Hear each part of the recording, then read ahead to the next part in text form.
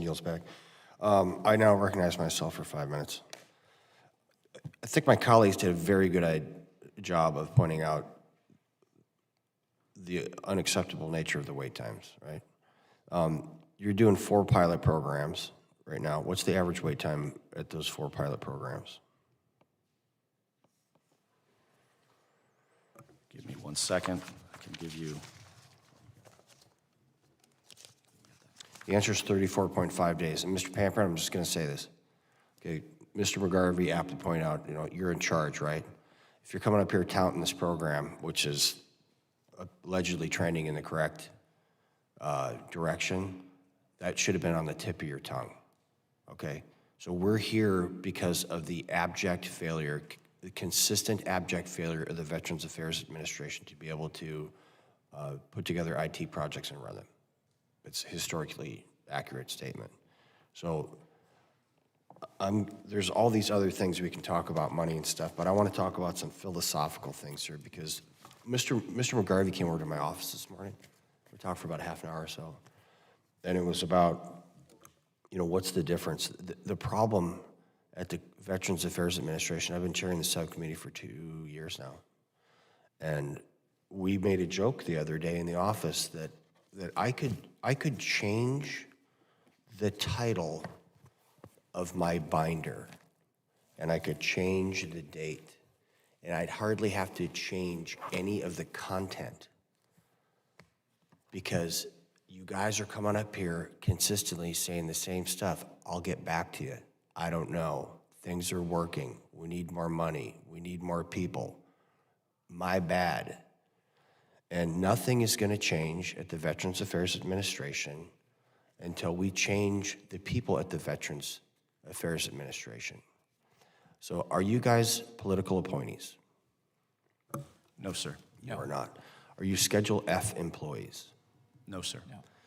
Are you aware of any negative feedback mechanism at the Veterans Affairs Administration? For instance, this program goes on and on and on and on and on, and the people that were responsible for writing the contracts and the people that are responsible for approving those contracts, have they been fired? Sir, I You don't know. We don't know who they are, do we? Were they censured? We don't know. Did they get a harshly worded email or potentially a disparaging remark cast at them in passing in a hallway? We're talking about billions and billions of dollars that is being fraudulently, and I'm going to use the word again, corruption. There's corruption in the VA. And until that goes away, none of this is going to change. None of it. So I told you yesterday, and I want to say it publicly, I'm putting everybody at the Veterans Affairs Administration on notice. I can't tell you I'm going to fire you and all that stuff. It's an executive branch thing. I can't do that. That's not what I'm saying. This is what I'm saying. There's a new sheriff in town. And you guys are going to start being held directly, personally accountable.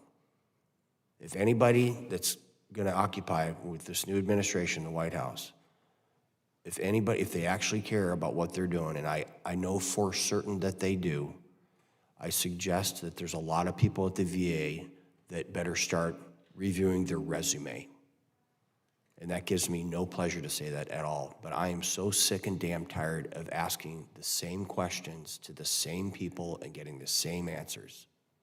Because every single dollar that you guys throw into a fireplace is a dollar that cannot be applied to giving our veterans the benefits that they earned.